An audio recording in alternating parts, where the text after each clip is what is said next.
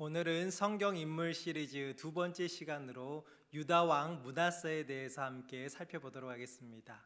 말씀을 살펴보기에 앞서 찬송가 361장 1절, 2절, 4절 함께 찬양드리도록 하겠습니다.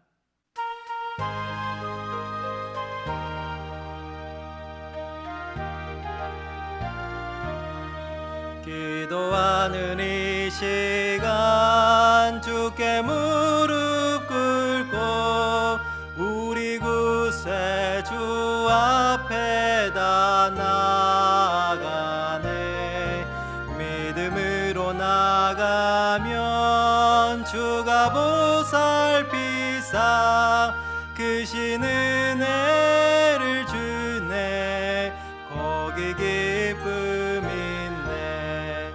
기도 시간에 복을 주시네. 고난 내 마음 속에 기쁨 충만하네. 기도하는 이 시간 주가 곁에 오사 인자신 얼굴로 귀 기울이네. 우리 마음 비우고 주를 의지하면 크신 은혜를 주네. 거기 기쁨 있네. 기도 시간에 복을 주시네. 고난 내 마음 속에 기쁨 충만하네. 기도하는 이 시간 주를 의지하고 크신 은혜 구하면 꼭 받으리라. 의지하는 마음에 근심 사라지고 크신 은혜를 주네. 거기 기쁨 있네. 기도 시간에 복을 주시네. 고난 내 마음 속에 기쁨 충만하네. 하나님 아버지 고맙고 감사를 드립니다. 오늘 이 시간 기도의 자리로 불러주시고 하나님의 말씀을 통하여 더욱더 하나님을 알아가게 하시니 주님 감사를 드립니다. 오늘 주님께서 말씀하신 그 내용들을 기억하게 하여 주시옵시고 우리들의 삶 가운데 실천할 수 있는 모든 어번 오펠라이카 하나님교회 교우들 되어줄 수 있도록 주님 함께 하여 주시옵소서. 그렇게 하시 하나님을 찬양드립니다. 이 모든 말씀 우리 구주 예수 그리스도의 이름으로 기도드렸습니다. 아멘. 오늘 하나님께서 주시는 말씀은 구약 성경 역대하 33장 9절에서 13절의 말씀입니다. 역대하 33장 9절에서 13절의 말씀을 제가 봉독해 드리도록 하겠습니다. 유다와 예루살렘 주민이 므낫세의 꾀임을 받고 악을 행한 것이 여호와께서 이스라엘 자손 앞에서 멸하신 모든 나라보다 더욱 심하였더라. 여호와께서 므낫세와 그의 백성에게 이르셨으나 그들이 듣지 아니하므로 여호와께서 아수르 왕의 군대 지휘관들이 와서 치게 하심에 그들이 므낫세를 사로잡고 쇠사슬로 결박하여 바벨론으로 끌고 간지라.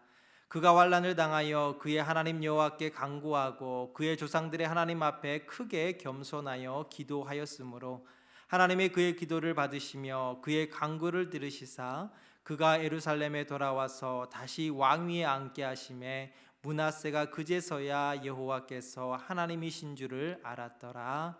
아멘. 이것은 하나님의 말씀입니다. 지난 주일 우리는 사무엘상 8장의 말씀을 통하여 이스라엘 백성들이 하나님께 다른 나라들처럼 우리에게도 왕을 주시옵소서라는 간청을 듣게 되었습니다. 하나님은 이스라엘 백성들의 요청에 왕을 그들에게 주셔서 이제 본격적으로 지파 동맹 체제, 12지파가 중심이 되었던 체제에서 왕이라는 중심적인 역할을 가진 한 사람의 체제로 변경되어지는 이스라엘의 역사를 살펴볼 수 있습니다. 이스라엘 왕위의 역사를 살펴보면요, 처음 이스라엘의 왕이 된 사람은 바로 사울이었습니다. 사울은 기원전 약 1050년경에 이스라엘의 초대 왕으로 선출이 됩니다. 그리고 우리가 잘 알고 있는 다윗과 솔로몬을 이어서 남유다 왕국 르호보암을 시작으로 마지막 왕인 시드기야까지 약 463년 혹은 464년 동안의 이스라엘 땅 가운데 왕조의 역사가 시작이 되어지고 이루어졌습니다. 사울을 시작으로 총 23명의 왕들이 이스라엘과 남유다를 통치했었는데요, 우리들이 잘 알고 있는 왕들 과연 누가 있습니까? 앞서 언급했듯이 다윗과 솔로몬을 들 수 있습니다. 그런데 오늘 제가 선택한 왕은 다윗과 솔로몬이 아닌 잘 들어보지 못했던 므낫세 왕이라는 사람입니다. 제가 이 므낫세 왕을 선택한 이유는 바로 신학적으로 매우 중요한 왕이기 때문입니다. 신학적인 평가 가운데 므낫세 왕은 하나님을 가장 잘 섬기지 못했던 왕으로 기록이 되어 있습니다. 구약 성경에는 두 가지 역사서가 존재하는데요, 첫 번째 역사서는 여호수아서, 사사기서, 사무엘 상하, 열왕기 상하로 이루어진 신명기 역사서이고요, 두 번째 역사서는 역대상, 역대하로 이어진 역대기 역사서라고 알려져 있습니다. 왜 신명기 역사라고 불리냐면 바로 신명기의 주된 신학 사상과 내용들이 여호수아서부터 열왕기 하에 이르는 그 역사서의 중심적인 역할을 감당하고 있기 때문에 학자들이 일명 신명기 역사서라고 이야기를 하고 있습니다. 이 신명기 역사서에 등장하는 므낫세에 대한 평가는 어떠한지 말씀을 통하여 한번 살펴보고자 합니다. 열왕기하 21장과 23장 두 부분에 기록이 되어 있는데요, 특별히 열왕기하 21장 8절에서 9절에는 다음과 같이 기록되어 있습니다.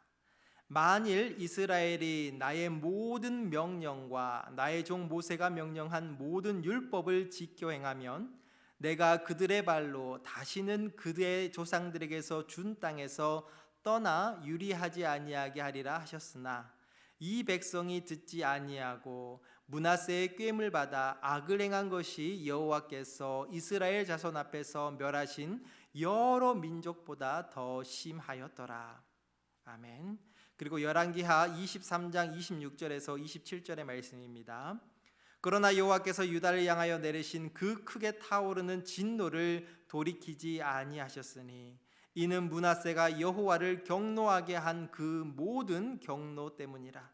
여호와께서 이르시되 내가 이스라엘을 물리친 것 같이 유다도 내 앞에서 물리치며 내가 택한 이 성 예루살렘과 내 이름을 거기에 두리라 한 이 성전을 버리리라 하셨더라. 아멘. 신명기 역사서는 이스라엘과 유다의 멸망의 원인을 바로 이 므낫세 왕에서 찾고 있습니다. 므낫세는 하나님의 말씀을 듣지 아니하고 하나님의 명령대로 살지 않았으며 바로 악을 행하였던 왕이라고 기록이 되어 있는 것처럼 이 므낫세의 행위가 얼마나 하나님 보시기에 악하고 그 행위가 나빴는지에 대하여 이 신명기 역사서는 바로 그로 인하여서 하나님이 세우신 이 예루살렘과 그의 성전을 버리리라라고까지 이야기를 하고 있다는 사실입니다. 그런데 오늘의 본문의 말씀 역대하 33장 1절에서 13절의 말씀을 읽고 있으면 조금 의아한 부분이 있습니다. 그것은 바로 저희들이 읽지는 않았지만 1절에서 8절의 말씀 가운데 특별히 1절의 말씀을 한번 읽어볼 필요가 있는데요, 제가 읽어보도록 하겠습니다. 므낫세가 왕위에 오를 때에 나이가 12세라 예루살렘에서 55년 동안 다스리며. 아멘. 앞서 이스라엘과 남유다 총 23명의 왕이 이 이스라엘과 유다를 다스렸다라고 말씀을 드렸었는데요, 이 23명의 왕들 가운데 가장 오랫동안 왕위에 있었던 사람이 누구인지 아십니까? 그것은 바로 므낫세입니다. 그런데 여기서 참 의아한 점이 한 가지 있는 것이 바로 55년 동안 통치했다라는 점입니다. 이스라엘에게 있어서 가장 커다란 축복은 아브라함을 통하여 알 수 있듯이 바로 자손의 축복과 기업, 땅의 축복입니다. 이 축복의 결과들이 바로 맺어진 그 축복의 열매가 바로 장수로 표현되어지고 있는데요. 그런데 55년 동안 이 악한 므낫세 왕이 어떻게 왕위에 있었냐라는 점이 당시 이스라엘 사람들에게는 매우 커다란 궁금증 가운데 한 가지로 자리 잡게 됩니다. 그렇기 때문에 역대기 역사서에서는 신명기 역사서에서 기록되어지지 않는 바로 비밀스러운 부분들이 기록되어지고 있는데, 그것이 바로 오늘 본문의 말씀입니다.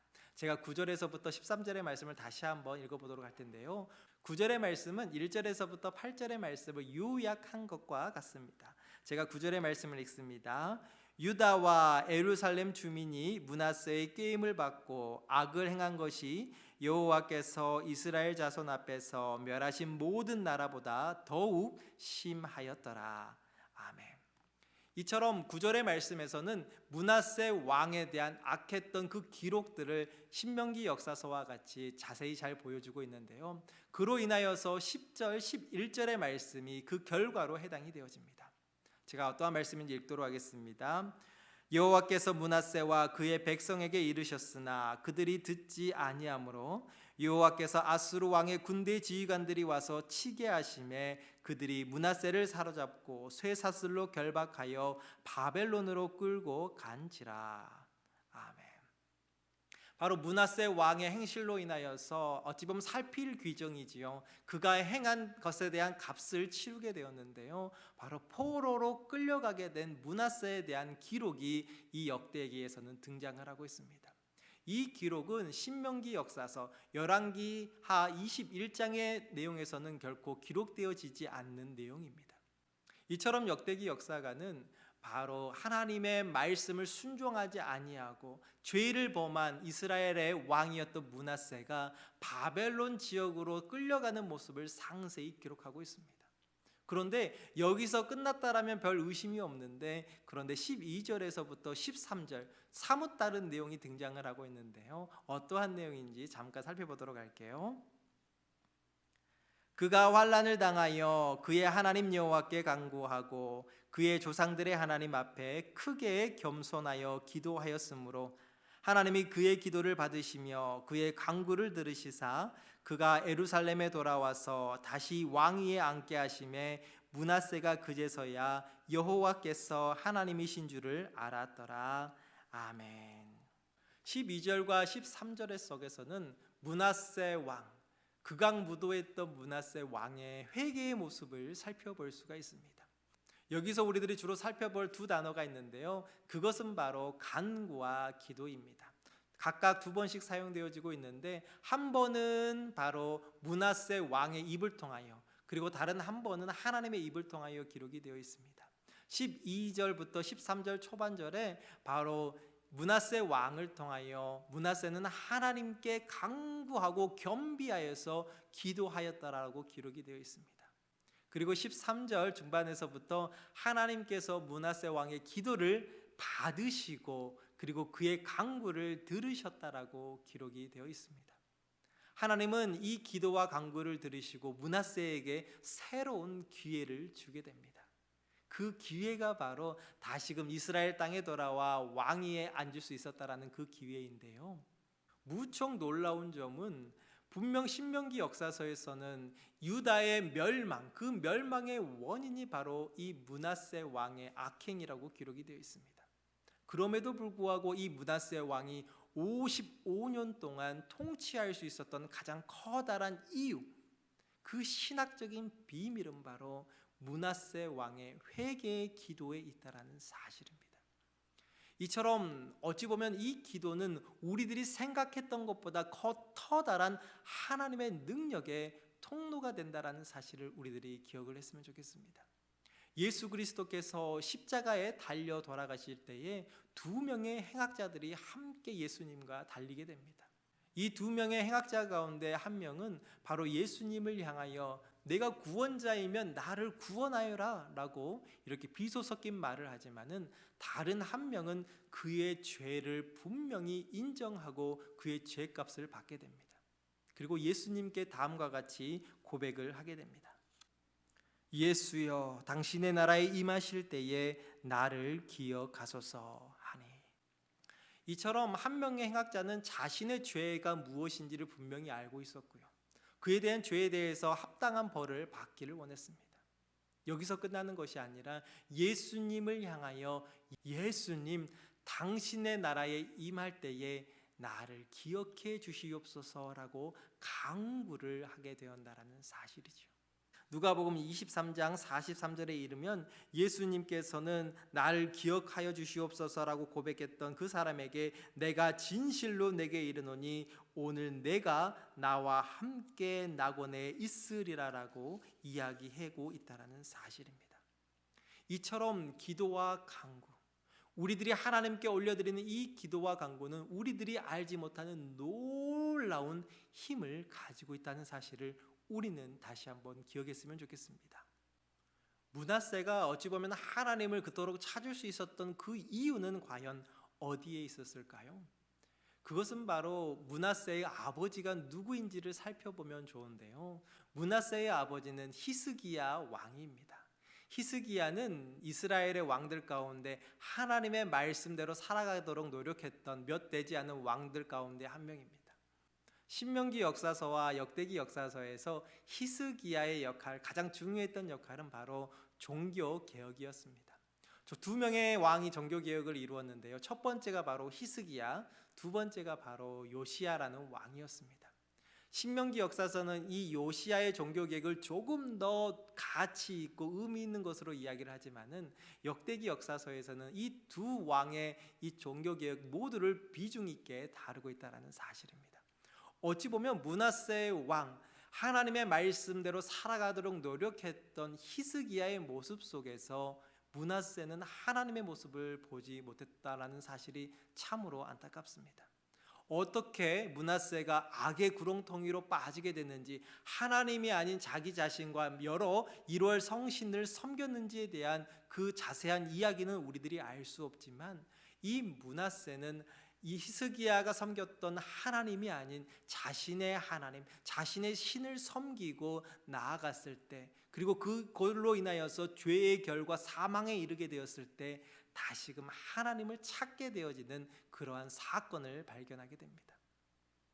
아마도 이 므낫세 마음 가운데 자기의 아버지 히스기야가 보여줬던 하나님의 마음이 그의 마음속에 숨겨져 있었기 때문에, 담겨져 있었기 때문에 그가 매우 깊은 환난과 어려움에 겪여 있었던 그 순간 하나님을 찾게 되었다라는 사실입니다. 사도 바울은 고통 가운데 있는 사람들에게, 염려 가운데 있는 사람들에게 빌립보서 4장 6절과 7절의 말씀 가운데 이렇게 이야기하고 있습니다. 아무것도 염려하지 말고 다만 모든 일에 기도와 간구로 너희 구할 것을 감사함으로 하나님께 아뢰라. 그리하면 모든 지각에 뛰어난 하나님의 평강이 그리스도 예수 안에서 너희 마음과 생각을 지키시리라. 아멘. 우리들이 이처럼 기도의 중요성, 기도가 하나님의 능력의 통로가 된다는 사실을 잘 알고 있습니다. 그러나 이 세상 가운데 삶이 바쁘다고 하여서, 고민이 많다고 하여서, 그리고 내가 감당해야 될 일들이 많다고 하여서 기도의 자리를 회피하고 있는 사람들이 많다라는 사실입니다. 제가 지난해부터 제 책꽂이에 항상 꽂혀 있는 책이 있는데요, 그것은 바운즈가 지은 기도의 능력이라는 책입니다. 거기 서문 가운데 이러한 내용이 기록되어 있습니다. 오늘 교회가 필요로 하는 것은 더 많은 기계나 좋은 기계도 아니요, 새로운 조직도 아니요, 기발한 방법도 아니다. 교회가 필요로 하는 것은 성령이 쓰실 수 있는 사람, 즉 기도의 사람, 기도에 능한 사람이다. 제가 항상 이 말을, 이 글귀를 마음속에 새겨놓고 기도에 능한 사람, 하나님이 지금 이 순간 찾고 하나님의 일을 하기를 원하는 사람은 바로 기도의 사람이라는 사실입니다. 므낫세가 비록 55년 동안 하나님이 아닌 이럴 성신을 섬기고 그의 행위대로 그의 악을 행했지만은 하나님을 향하여 기도하고 간구하면서 그가 회복되어지는 그 순간 그의 삶이 변화되었다라는 사실입니다. 우리는 여기에 초점을 맞추어야 합니다. 하나님께 기도하는 삶, 하나님께 기도하러 나아가는 삶, 하나님은 그러한 사람을 쓰시고 그러한 교회를 사용한다라는 사실입니다. 우리는 이처럼 기도의 자리에서 하나님의 일을 감당하기에 준비하고 있습니까? 하나님은 단지 이 교회 안에서만 역사하시는 하나님이 아니십니다. 이 교회의 봉사를 위해서 하나님께서 우리들을 사용하시는 하나님이 아니십니다. 이 전 세계를 향하여 하나님의 복음 전파를 위하여 우리들이 속해 있는 가정에서, 그리고 우리들이 하루에 열심히 일하는 회사의 일터에서, 그리고 우리들이 알지 못하는 우리들의 전도의 대상자인 우리들의 이웃에게 하나님께서는 기도하는 사람을 통하여 가정을 변화시키게 하시고 공동체를 변화시키게 하시고 하나님을 알지 못하는 사람들에게 그들에게 복음의 증거를 나타내고 있다라는 사실을 우리들이 기억했으면 좋겠습니다. 우리들이 쉽게 할 수 있는 이 기도, 이 기도의 중요성, 이 기도의 힘을 우리들이 잊지 않았으면 좋겠습니다. 이 기도를 통하여 하나님은 저와 우리 사랑하는 주님의 자녀들에게 놀라운 일들을 계획하시며 그 일 가운데 여러분들을 초대하고 있다는 사실을 기억했으면 좋겠습니다. 비록 므낫세 왕은 신명기 역사서에 의하여 유다의 멸망의 원인을 제공하는 왕으로 기록하고 있습니다. 그런데 55년 동안 그의 왕위에서의 통치를 통하여 하나님을 만나게 되는 그 순간을 통하여 하나님은 여전히 그에게 기회를 주시고 그 기회를 통하여 변화할 수 있는 놀라운 능력을 주기를 원한다는 사실 또한 배우게 되었습니다. 하나님과 이 므낫세 사이, 어찌 보면 전혀 관계가 없었을 것 같은 이 하나님과 므낫세 사이의 그 관계를 이어주는 가장 놀라운 힘은 바로 기도였다라는 사실입니다. 우리와 하나님과에 막혀 있었던 그 담이 있다면, 나와 이웃 간에 막혀있던 담이 있다면, 어떠한 관계의 담이 있다면 그 담을 무너뜨릴 수 있는 가장 시작점은 바로 기도라는 사실을 우리들이 기억했으면 좋겠습니다. 우리들이 기도할 때 이 모든 능력이 저와 우리 하나님의 말씀을 사모하는 모든 주님의 자녀들 가운데 함께할 줄로 믿습니다. 이 기도의 자리를 우리들이 기억하여서 바쁠수록 기도할 수 있는 기도의 목숨을 건 주님의 자녀들 되어지기를 주님의 이름으로 축원드립니다. 다 같이 기도드리도록 하겠습니다. 하나님 아버지, 고맙고 감사를 드립니다. 므낫세가 비록 그의 삶 가운데 하나님을 알지 못하고 하나님 보시기에 악을 행했던 왕이었지만 그의 말년에 하나님을 찾고 하나님께 기도하고 간구함을 통하여 다시금 새로운 삶을 살 수 있었던 것처럼 우리들의 기도를 주님 기억하게 하여 주시옵시고 우리들의 기도의 중요성과 그 기도를 실천할 수 있는 힘과 능력을 더하여 주시옵소서. 오늘도 기도하는 자를 찾는 하나님의 그 부르짖음에 응답하는 모든 어본 오펠라이카 한인교회 교우들 되어줄 수 있도록 주님 함께 하여 주시옵소서. 그렇게 하실 하나님을 찬양드리오며 우리 구주 예수 그리스도의 이름으로 기도드렸습니다. 아멘. 하늘에 계신 우리 아버지여, 이름이 거룩히 여김을 받으시오며 나라가 임하시오며 뜻이 하늘에서 이룬 것 같이 땅에서도 이루어지이다. 오늘날 우리에게 일용할 양식을 주시옵고 우리가 우리에게 죄 지은 자를 사하여 준 것 같이 우리 죄를 사하여 주시옵고 우리를 시험에 들게 하지 마시옵고 다만 악에서 구하시옵소서. 대개 나라와 권세와 영광이 아버지께 영원히 있사옵나이다. 아멘.